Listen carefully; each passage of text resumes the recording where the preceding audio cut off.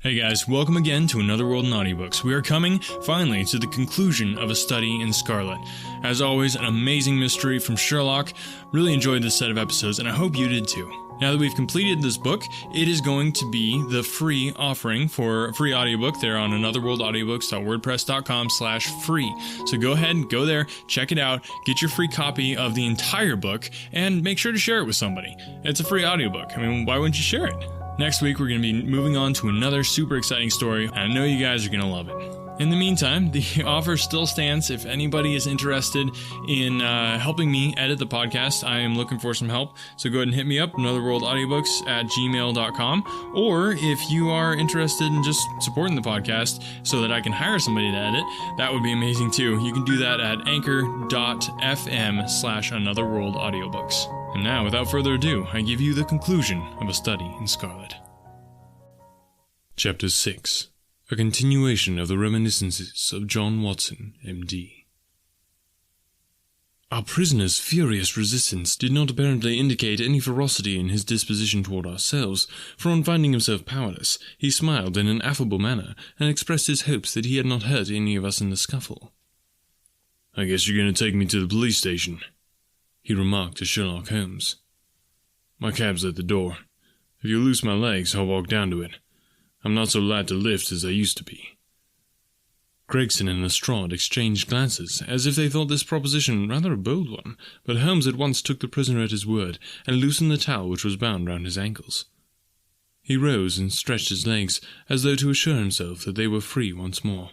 I remember that I thought to myself, as I eyed him, that I had seldom seen a more powerfully built man, and his dark, sunburned face bore an expression of determination and energy which was as formidable as his personal strength. "If there's a vacant place for a chief of police, I reckon you're the man for it," he said, gazing with undisguised admiration at my fellow lodger. "What you kept on my trail was a caution." "You had better come with me," said Holmes to the two detectives. "I can drive you," said Lestrade. "Good, and Gregson can come inside with me. You too, Doctor. You have taken an interest in this case, and may as well stick to us." I assented gladly, and we all descended together. Our prisoner made no attempt at escape, but stepped calmly into the cab which had been his, and we followed him. Lestrade mounted the box, whipped up the horse, and brought us in a very short time to our destination. We were ushered into a small chamber, where a police inspector noted down our prisoner's name and the names of the men with whose murder he had been charged. The official was a white-faced, unemotional man, who went through his duties in a dull, mechanical way. "The prisoner will be put before the magistrate in the course of the week," he said. "In the meantime, Mr. Jefferson Hope, have you anything that you wish to say? I must warn you that your words will be taken down and may be used against you." "I've got a good deal to say," our prisoner said slowly. "I want to tell you gentlemen all about it." "Hadn't you better reserve that for your trial?" asked the inspector. "I may never be tried," he answered. "You needn't look startled. It isn't suicide I'm thinking of. Are you a doctor?" He turned his fierce dark eyes upon me as he asked this last question. "Yes, I am," I answered. "Then put your hand here," he said with a smile, motioning with his manacled wrists towards his chest. I did so, and became at once conscious of an extraordinary throbbing and commotion which was going on inside. The walls of his chest seemed to thrill and quiver as a frail building would do inside when some powerful engine was at work. In the silence of the room, I could hear a dull humming and buzzing noise, which proceeded from the same source. "Why," I cried, "you have an aortic aneurysm." "That's what they call it," he said placidly. "I went to a doctor last week about it, and he told me that it's bound to burst before many days passed. It has been getting worse for years. I got it from overexposure and underfeeding among the Salt Lake Mountains. I've done my work now, and I don't care how soon I go, but I should like to leave behind some account of the business behind me. I don't want to be remembered as a common cutthroat." The inspector and the two detectives had a hurried discussion as to the advisability of allowing him to tell his story. "Do you consider, Doctor, that there is immediate danger?" the former asked. Most certainly there is, I answered. In that case, it is clearly our duty in the interests of justice to take his statement, said the inspector. You are at liberty, sir, to give your account, which I again warn you will be taken down. I'll sit down, with your leave, the prisoner said, suiting the action to the word. This aneurysm of mine makes me easily tired, and the tussle we had half an hour ago was not mended matters. I'm on the brink of the grave, and I'm not likely to lie to you. Every word I say is the absolute truth, and how you use it is a matter of no consequence to me. With these words, Jefferson Hope leaned back in his chair and began the following remarkable statement. He spoke in a calm and methodical manner, as though the events which he narrated were commonplace enough.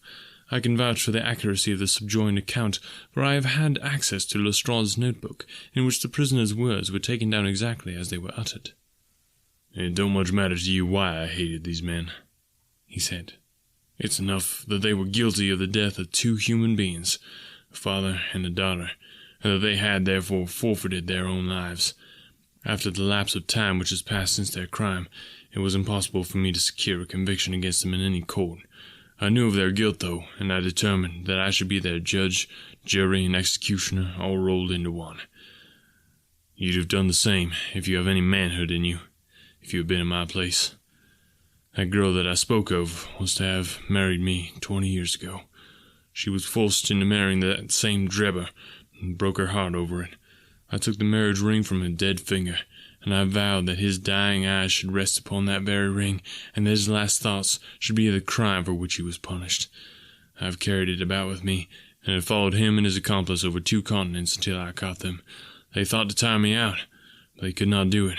If I die tomorrow, as is likely enough, I die knowing that my work in this world is done, and well done. They have perished, and by my hand. There is nothing left for me to hope for or to desire. They were rich and I was poor, so that it was no easy matter for me to follow them. When I got to London, my pocket was about empty, and I found that I must turn my hand to something for my living. Driving and riding are as natural to me as walking, so I applied at a cab owner's office and soon got employment. I was to bring a certain sum a week to the owner, and whatever was over that I might keep for myself. There was seldom much over, but I managed to scrape along somehow. The hardest job was to learn my way about, for I reckon that of all the mazes that ever were contrived, this city is the most confusing. I had a map beside me, though, and when once I had spotted the principal hotels and stations, I got on pretty well. It was some time before I found out where my 2 gentlemen were living, but I inquired and inquired, until at last I dropped across them. They were at a boarding house at Camberwell, over on the other side of the river. When once I had found them out, I knew that I had them at my mercy. I had grown my beard, and there was no chance of their recognizing me. I would dog them and follow them until I saw my opportunity. I was determined that they should not escape me again. They were very near doing it for all that. Go where they would about London, I was always at their heels. Sometimes I followed them on my cab, and sometimes on foot, but the former was the best, for then they could not get away from me. It was only early in the morning or late at night that I could earn anything, so that I began to get behindhand with my employer. I did not mind that, however, as long as I could lay my hand upon the men I wanted. They were very cunning, though. They must have thought that there was some chance of their being followed, for they would never go out alone, and never after nightfall. During 2 weeks I drove behind them every day, and never once saw them separate. Drebber himself was drunk half the time, but Stangerson was not to be caught napping. I watched him late and early, but never saw the ghost of a chance. But I was not discouraged, for something told me that the hour had almost come. My only fear was that this thing in my chest might burst a little too soon and leave my work undone.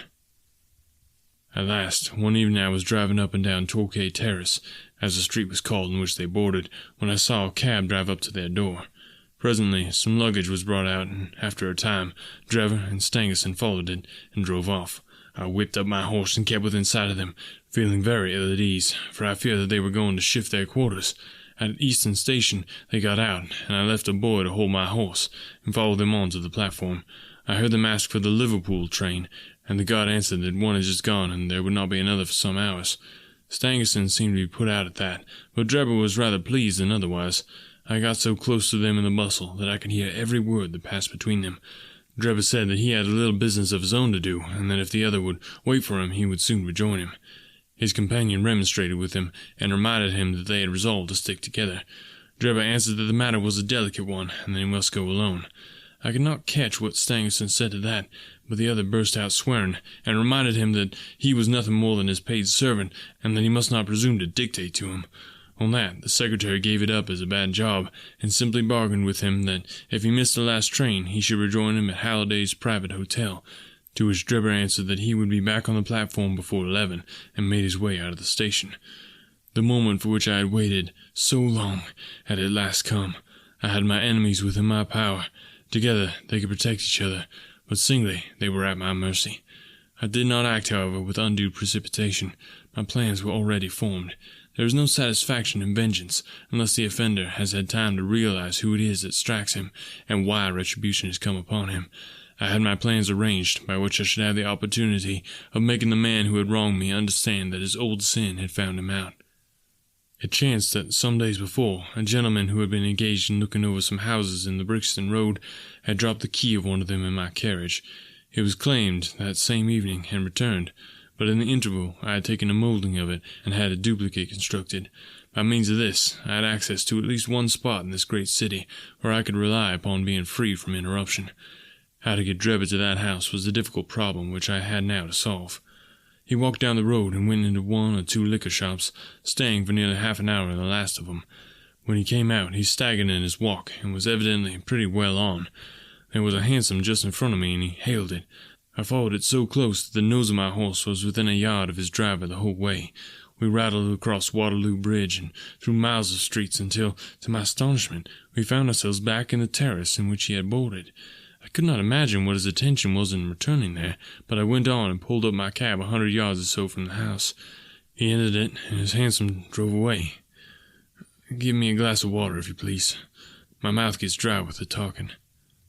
I handed him the glass, and he drank it down. "That's better," he said. Well, I waited for a quarter of an hour or more, when suddenly there came a noise like people struggling inside the house. Next moment the door was flung open, and two men appeared. One of them was Drebber, and the other was a young chap whom I had never seen before. This fellow had Drebber by the collar, and when they came to the head of the steps, he gave him a shove and a kick which sent him half across the road. "You hound!" he cried, shaking his stick at him. "I'll teach you to insult an honest girl." He was so hot that I think he would have thrashed Drebber with his cudgel, only that the cur staggered down the road as fast as his legs would carry him. He ran as far as the corner, and then, seeing my cab, he hailed me and jumped in. "Drive me to Halliday's private hotel," said he. When I had him fairly inside my cab, my heart jumped so with joy that I feared lest at this last moment my aneurysm might go wrong. I drove along slowly, weighing in my own mind what it was best to do. I might take him right out into the country, and there in some deserted lane have my last interview with him. I had almost decided upon this when he solved the problem for me. The craze of drink had seized him again, and he ordered me to pull up outside a gin palace. He went in, leaving word that I should wait for him. There he remained until closing time, and when he came out he was so far gone that I knew the game was in my own hands. Don't imagine that I intended to kill him in cold blood. It would only have been rigid justice if I had done so, but I could not bring myself to do it. I had long determined that he should have a show for his life if he chose to take advantage of it. Among the many billets which I have filled in America during my wandering life, I was once janitor and sweeper out of the laboratory at York College. One day the professor was lecturing on poisons, and he showed his students some alkaloid, as he called it, which he had extracted from some South American arrow poison, and which was so powerful that the least grain meant instant death. I spotted the bottle in which the preparation was kept, and when they were all gone, I helped myself to a little of it. I was a fairly good dispenser, so I worked this alkaloid into small, soluble pills, and each pill I put in a box with a similar pill made without the poison. I determined at the time that, when I had my chance, my gentlemen should each have a draw out of one of these boxes, while I ate the pill that remained.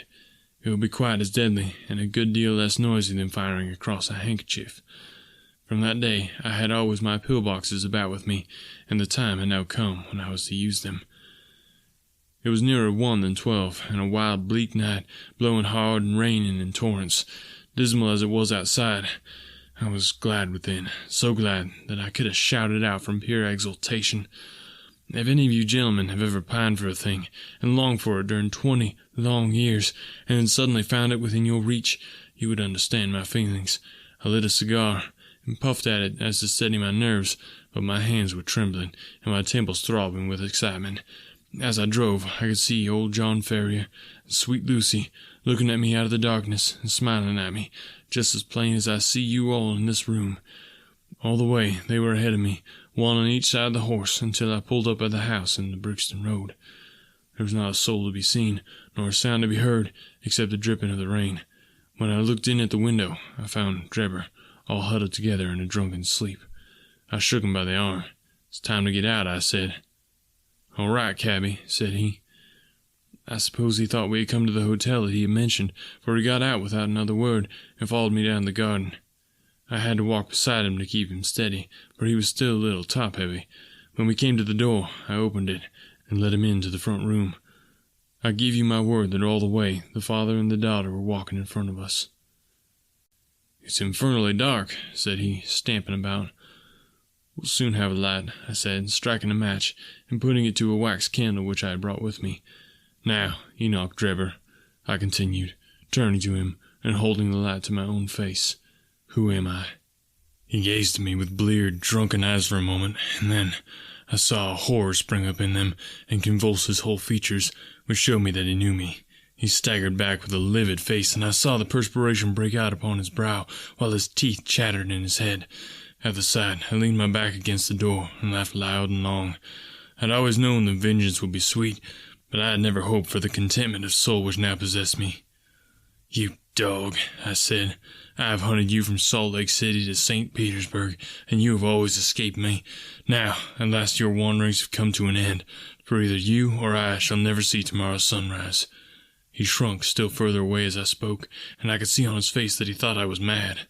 So I was for the time. The pulses in my temple beat like sledgehammers, and I would have had a fit of some sort if the blood had not gushed from my nose and relieved me. "What do you think of Lucy Ferrier now?" I cried, locking the door, shaking the key in his face. "Punishment has been slow in coming, but it has overtaken you at last." I saw his coward lips tremble as I spoke. He would have begged for his life, but he knew well that it was useless. "Would you murder me?" he stammered. "There is no murder," I answered. "Who talks of murdering a mad dog? What mercy had you upon my poor darling, when you dragged her from her slaughtered father, and bore her away to your accursed and shameless harem?" "It was not I who killed her father," he cried. "But it was you who broke her innocent heart," I shrieked, thrusting the box before him. "Let the high God judge between us. Choose and eat. There is death in one and life in the other. I shall take what you leave. Let us see if there is justice upon the earth, or if we are ruled by chance." He cowered away with wild cries and prayers for mercy, but I drew my knife and held it to his throat until he had obeyed me. Then I swallowed the other, and we stood facing one another in silence for a minute or more, waiting to see which was to live and which was to die. Shall I ever forget the look which came over his face when the first warning pangs told him that the poison was in his system? I laughed as I saw it, and held Lucy's marriage ring in front of his eyes. It was but for a moment, for the action of the alkaloid is rapid. A spasm of pain contorted his features. He threw his hands out in front of him, staggered, and then with a hoarse cry, fell heavily upon the floor. I turned him over with my foot, placed my hand upon his heart. There was no movement. He was dead. The blood had been streaming from my nose, but I had taken no notice of it. I don't know what it was that put it into my head to write upon the wall with it. Perhaps it was some mischievous idea of setting the police upon a wrong track, for I felt light-hearted and cheerful. I remembered a German being found in New York with Reich written up above him, and it was argued at the time in the newspapers that the secret societies must have done it. I guessed that what puzzled the New Yorkers would puzzle the Londoners, so I dipped my finger in my own blood and printed it on a convenient place on the wall.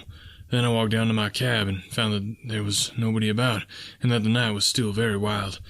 I had driven some distance when I put my hand into the pocket in which I usually kept Lucy's ring, and found that it was not there. I was thunderstruck at this, for it was the only memento that I had of her. Thinking that I might have dropped it when I stooped over Drebber's body, I drove back, and leaving my cab in a side street, I went boldly up to the house, for I was ready to dare anything rather than lose the ring. When I arrived there, I walked right into the arms of a police officer who was coming out, and only managed to disarm his suspicion by pretending to be hopelessly drunk. That was how Enoch Drebber came to his end. All I had to do then was to do as much for Stangerson, and so pay off John Ferrier's debt. I knew that he was staying at Halliday's private hotel, and I hung about all day, but he never came out. Fancied that he suspected something when Drebber failed to put in an appearance. He was cunning, was Stangerson, and I was on his guard. If he thought he could keep me off by staying indoors, he was very much mistaken. I soon found out which was the window of his bedroom, and early next morning I took advantage of some ladders which were lying in the lane behind the hotel, and so made my way into his room in the grey of the dawn. I woke him up and told him that the hour had come when he was to answer for the life he had taken so long before. I described Drebber's death to him, and I gave him the same choice of poison pills. Instead of grasping at the chance of safety which that offered, he sprang from his bed and flew at my throat. In self-defense, I stabbed him to the heart. It would have been the same in any case, for Providence would never have allowed his guilty hand to pick out anything but the poison. I have little more to say, and it's as well, for I'm about done up. I went on cabbing it for a day or so, intending to keep at it until I could save enough to take me back to America. I was standing in the yard when a ragged youngster asked if there was a cabby there called Jefferson Hope, and said that his cab was wanted by a gentleman at 221 Baker Street. I went round, suspecting no harm, and the next thing I knew, this young man here had the bracelets on my wrist, and as neatly shackled as I ever saw in my life. That's the whole of my story, gentlemen. You may consider me to be a murderer, but I hold that I am just as much an officer of justice as you are. So thrilling had the man's narrative been, and his manner was so impressive, that we had sat silent and absorbed. Even the professional detectives, blasé as they were in every detail of crime, appeared to be keenly interested in the man's story. When he finished, we sat for some minutes in stillness, which was only broken by the scratching of Lestrade's pencil as he gave the finishing touches to his shorthand account. "There is only one point on which I should like a little more information," Sherlock Holmes said at last. "Who was your accomplice who came for the ring which I advertised?" The prisoner winked at my friend jocosely. "I can tell my own secrets," he said, "but I don't get other people into trouble. I saw your advertisement, and I thought it might be a plant, or it might be the ring which I wanted. My friend volunteered to go and see. I think you'll own he did it smartly." "No doubt of that," said Holmes heartily. "Now, gentlemen," the inspector remarked gravely, "the forms of the law must be complied with. On Thursday the prisoner will be brought before the magistrates, and your attendance will be required. Until then, I will be responsible for him." He rang the bell as he spoke, and Jefferson Hope was led off by a couple of warders, while my friend and I made our way back out of the station and took a cab back to Baker Street. Chapter 7. The Conclusion. We had been warned to appear before the magistrates upon Thursday, but when the Thursday came, there was no occasion for our testimony. A hired judge had taken the matter in hand, and Jefferson Hope had been summoned before a tribunal where strict justice would be meted out to him. On the very night after his capture, the aneurism burst, and he was found in the morning stretched upon the floor of the cell, with a placid smile upon his face, as though he had been able in his dying moments to look back upon a useful life and on work well done. "Gregson and Lestrade will be wild about his death," Holmes remarked, as we chatted over it next morning. "Where will their grand advertisement be now?" "I don't see that they had very much to do with his capture," I answered. "What you do in this world is a matter of no consequence," returned my companion bitterly. "The question is, what can you make people believe that you have done? Never mind," he continued more brightly after a pause. "I would not have missed the investigation for anything. There has been no better case within my recollection. Simple as it was, there were several most instructive points about it." "Simple?" I ejaculated. "Well, really, it can hardly be described as otherwise," said Holmes, smiling at my surprise. "The proof of its intrinsic simplicity is, that without any help save a few very ordinary deductions, I was able to lay my hands upon the criminal within 3 days. "That is true," said I. "I have already explained to you that what is out of the common is usually a guide rather than a hindrance. In solving a problem of this sort, the grand thing is to be able to reason backwards. That is a very useful accomplishment, and a very easy one, but people do not practice it much. In the everyday affairs of life, it is more useful to reason forwards, and so the other comes to be neglected. There are 50 who can reason synthetically, for 1 who can reason analytically." "I confess," said I, "that I do not quite follow you." "I had hardly expected that you would. Let me see if I can make it clearer. Most people, if you describe a train of events to them, will tell you what the result would be. They can put those events together in their minds, and argue from them that something will come to pass. There are a few people, however, who, if you told them a result, would be able to evolve from their own inner consciousness what the steps were which led to that result. This power is what I mean when I talk of reasoning backwards, or analytically." "I understand," said I. "Now, this was a case in which you were given a result and had to find everything else for yourself. Now, let me endeavour to show you the different steps in my reasoning. To begin at the beginning, I approached the house, as you know, on foot, and with my mind entirely freed from all impressions. I naturally began by examining the roadway, and there, as I have already explained to you, I saw clearly the marks of a cab, which, I ascertained by inquiry, must have been there during the night. I satisfied myself that it was a cab and not a private carriage by the narrow gauge of the wheels. The ordinary London growler is considerably less wide than a gentleman's brougham. This was the first point gained. I then walked slowly down the garden path, which happened to be composed of a clay soil, peculiarly suitable for taking impressions. No doubt, it appeared to you to be a mere trampled line of slush, but, to my trained eyes, every mark upon its surface had a meaning. There is no branch of detective science which is so important and so much neglected as the art of tracing footsteps. Happily, I have always laid great stress upon it, and much practice has made it second nature to me. I saw the heavy footmarks of the constables, but I saw also the track of the two men who had first passed through the garden. It was easy to tell that they had been before the others, because in places their marks had been entirely obliterated by the others coming upon the top of them. In this way my second link was formed, which told me that the nocturnal visitors were two in number, one remarkable for his height, as I calculated from the length of his stride, and the other fashionably dressed, to judge from the small and elegant impression left by his boots. On entering the house, this last inference was confirmed. My well-booted man lay before me. The tall one, then, had done the murder, if murder there was. There was no wound upon the dead man's person, but the agitated expression upon his face assured me that he had foreseen his fate before it came upon him. Men who die from heart disease, or any sudden natural cause, never by any chance exhibit agitation upon their features.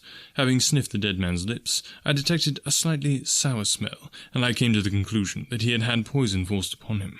Again, I argued that it had been forced upon him from the hatred and fear expressed upon his face. By the method of exclusion, I had arrived at this result, for no other hypothesis could meet the facts. Do not imagine that it was a very unheard-of idea. The forcible administration of poison is by no means a new thing in criminal annals. The cases of Dolsky in Odessa and Letieur in Montpellier will occur at once to any toxologist. And now came the great question as to the reason why. Robbery had not been the object of the murder, for nothing was taken. Was it politics, then, or was it a woman? That was the question which confronted me. I was inclined from the first to the latter supposition. Political assassins are only too glad to do their work and to fly. This murder had, on the contrary, been done most deliberately, and the perpetrator had left his tracks all over the room, showing that he had been there all the time. It must have been a private wrong, and not a political one, which called for such a methodical revenge. When the inscription was discovered upon the wall, I was more inclined than ever to my opinion. The thing was too evidently a blind. When the ring was found, however, it settled the question. Clearly, the murderer had used it to remind his victim of some dead or absent woman. It was at this point that I asked Gregson whether he had inquired in his telegram to Cleveland as to any particular point in Mr. Drebber's former career. He answered, you remember, in the negative. I then proceeded to make a careful examination of the room, which confirmed me in my opinion as to the murderer's height, and furnished me with the additional details as to the Trichinopoly cigar and the length of his nails. I had already come to the conclusion, since there were no signs of a struggle, that the blood which covered the floor had burst from the murderer's nose in his excitement. I could perceive that the track of blood coincided with the track of his feet.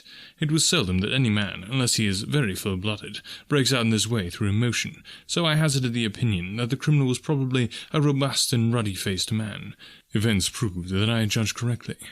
Having left the house, I proceeded to do what Gregson had neglected. I telegraphed to the head of police at Cleveland, limiting my inquiry to the circumstances connected with the marriage of Enoch Drebber. The answer was conclusive. It told me that Drebber had already applied for the protection of the law against an old rival in love, named Jefferson Hope, and that this same Hope was at present in Europe. I knew now that I held a clue to that mystery in my hand, and all that remained was to secure the murderer. I had already determined in my own mind that the man who had walked into the house with Drebber was none other than the man who had driven the cab. The marks on the road showed me that the horse had wandered on in a way which would have been impossible had there been anyone in charge of it. Where, then, could the driver be, unless he was inside the house? Again, it was absurd to suppose that any sane man would carry out a deliberate crime under the very eyes, as it were, of a third person who was sure to betray him.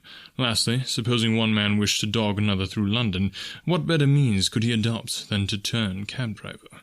All these considerations led me to the irresistible conclusion that Jefferson Hope was to be found among the Jarvies of the metropolis. If he had been one, there was no reason to believe that he had ceased to be. On the contrary, from his point of view, any sudden change would be likely to draw attention to himself. He would probably, for a time at least, continue to perform his duties. There was no reason to suppose that he was going under an assumed name. Why should he change his name in a country where no one knew his original one? I therefore organized my street Arab detective corps, and sent them systematically to every cab proprietor in London until they ferreted out the man that I wanted. How well they succeeded, and how quickly I took advantage of it, are still fresh in your recollection. The murder of Stangerson was an incident which was entirely unexpected, but which could hardly in any case have been prevented. Through it, as you know, I came into possession of the pills, the existence of which I had already surmised. You see, the whole thing is a chain of logical sequences without a break or flaw. "It is wonderful," I cried. "Your merits should be publicly recognized. You should publish an account of the case. If you won't, I will for you." "You may do what you like, Doctor," he answered. "See here," he continued, handing a paper over to me. "Look at this." It was the Echo for the day, and the paragraph to which he pointed was devoted to the case in question. "The public," it said, "have lost a sensational treat through the sudden death of the man, Hope, who was suspected of the murder of Mr. Enoch Drebber and a Mr. Joseph Stangerson. The details of the case will probably be never known now, though we are informed upon good authority that the crime was the result of an old-standing and romantic feud in which love and Mormonism bore a part. It seems that both the victims belonged, in their younger days, to the Latter-day Saints, and Hope, the deceased prisoner, hails also from Salt Lake City. If the case has had no other effect, it, at least, brings out in the most striking manner the efficiency of our detective police force, and will serve as a lesson to all foreigners, that they will do wisely to settle their feuds at home, and not to carry them on to British soil. It is an open secret that the credit of this smart capture belongs entirely to the well-known Scotland Yard officials, Messrs. Lestrade and Gregson. The man was apprehended, it appears, in the rooms of a certain Mr. Sherlock Holmes, who has himself, as an amateur, shown some talent in the detective line, and who, with such instructions, may hope in time to attain some degree of their skill. It is expected that a testimonial of some sort will be presented to the two officers as a fitting recognition of their services." "Didn't I tell you so when we started?" cried Sherlock Holmes with a laugh. "That's the result of all our study in Scarlet, to get them a testimonial." "Never mind," I answered. "I have all the facts in my journal, and the public shall know them. In the meantime, you must make yourself contented by the consciousness of success, like the Roman miser. Populus me celebat at mihi plaudo, ipse domni simul ac numos contemplor in arca." The end. Alright, thanks guys so much for listening again today, really appreciate it. Remember, you can get the entire copy of A Study in Scarlet, this entire free audiobook, at anotherworldaudiobooks.wordpress.com/free. Go get it, and make sure to share this with somebody that you know who might enjoy a free audiobook. Because after all, I mean, it's free. So looking forward to next week. Can't wait to share with you the next book that we're moving on to. I think you're going to like it. Talk to you next time.